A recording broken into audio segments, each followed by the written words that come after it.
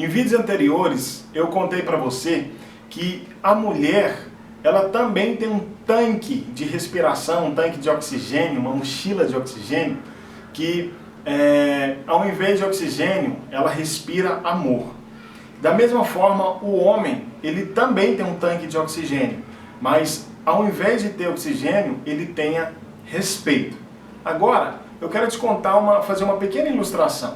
Certa vez um aluno perguntou para o mestre o seguinte: mestre, quando que eu vou ser tão sábio quanto o Senhor? Então ele chamou o aluno para chegar perto de um tanque, pegou a cabeça do aluno e mergulhou dentro de um tanque cheio de água. Então ele perguntou, ele ficou ali, o aluno começou a se debater, achou que era brincadeira, mas ele começou a se debater mais e mais, e foram passando segundos, até que ele se debateu tanto, tremendamente, começou a fazer força, estava se afogando, estava perdendo fôlego. Depois de vários segundos, ele saiu dali e soltou o aluno. E depois, assustado com aquela cena, com aquela situação, o mestre olhou para o aluno e perguntou: quando você estava lá embaixo, você pensou em ter sabedoria? Ele: claro que não, mestre, eu achei que você ia me matar.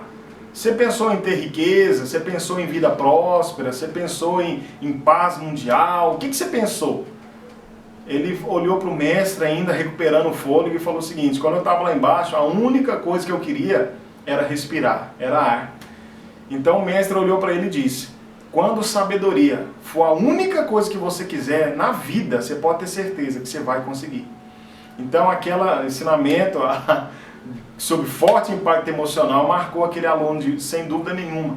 Mas a mesma coisa acontece no nosso relacionamento, só que de uma maneira inversa. Por quê? Porque quando a esposa, com toda a sua gentileza, com todo o seu carinho, com toda a sua boa intenção, pisa na mangueira de ar do marido, ele não pensa em outra coisa, a não ser respirar. Então, imagina a situação. Da mesma forma, o marido, quando pisa na mangueira de ar da esposa, ela não pensa em outra coisa, a não ser respirar, né? Então, olha só, quando o marido, ele no seu comportamento ali, lógico, racional, ele acidentalmente, ele demonstra falta de amor, automaticamente ele está pisando na mangueira de ar da esposa. E aí, se ela tiver uma arma, se ela tiver um pedaço de madeira, uma faca, para afastar o marido ali, para fazer com que ele saia de cima da mangueira de ar dela, então ela vai fazer. E esses comportamentos da esposa, para o marido, vão soar desrespeitosos, é claro, mas ela não está fazendo isso com uma má intenção. É porque ele está pisando a mangueira de ar dela. Então, quando o marido se isola, se afasta, se fecha para a esposa, ele está pisando nessa mangueira de ar e está fazendo com que ela não consiga mais respirar. E a reação dela é um pedido de socorro. Pelo amor de Deus, me ame. Por favor, me aceite. Por favor, você precisa me amar. Eu não estou conseguindo respirar. Então, quando o marido, mesmo em meio a esse cenário catastrófico, ele ama a esposa, é como ela voltasse a respirar. Entende? Mas da mesma forma a esposa. Imagina a esposa que está conduzindo a vida da família, tudo mais, está linda, maravilhosa, começa a criticar o marido, começa a falar mal do marido, começa a desrespeitar o marido, confrontar sua autoridade, deixar de admirá-lo, deixar de aceitá-lo, né, aceitar suas colocações, falar com um tom mais alto. O marido entende, quando você aumenta o tom de voz, quando você grita, você está sendo extremamente respeitosa. Quando você critica ele, você está sendo desrespeitosa. Quando você está usando de sarcasmo, de ironia, quando você acusa ele por ele trabalhar demais, você está sendo desrespeitosa. Então, o que você espera desse marido? Que ele traga flores enquanto você mata ele? Enquanto você dá o golpe de misericórdia no caráter dele? Não. O marido não consegue, porque a única coisa que ele está desesperado pedindo para você, com as atitudes desamorosas dele, é que, por favor, me respeite. Eu preciso de respeito, eu preciso de admiração, eu preciso de reconhecimento, eu preciso que você acredite que eu sou capaz de conduzir o nosso relacionamento e que eu não quero o seu mal, o mal da nossa família, eu não quero isso. Então, quando a esposa respeita o marido, ele também volta a respirar. E nessa hora, ele se sente vivo novamente. Então, quando você decide amar a sua esposa, na verdade, você está dando a ela a possibilidade de viver.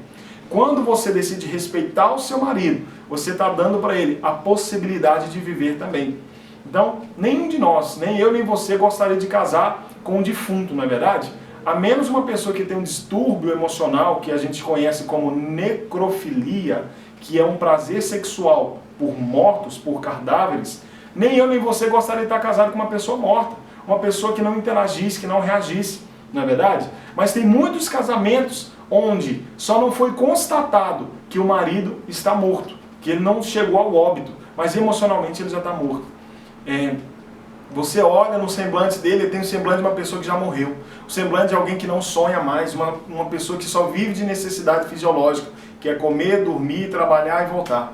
Da mesma forma, muitas esposas também.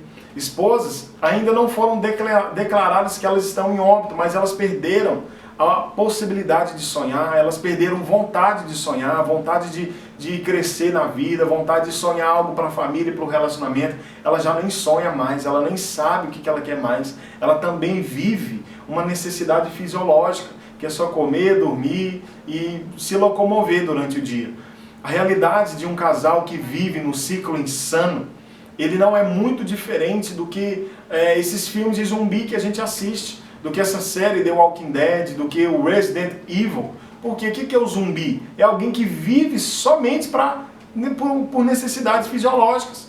Um morto-vivo, ele não tem mais sonhos, não tem mais ambições, não tem mais características de interações humanas. Ele não é muito...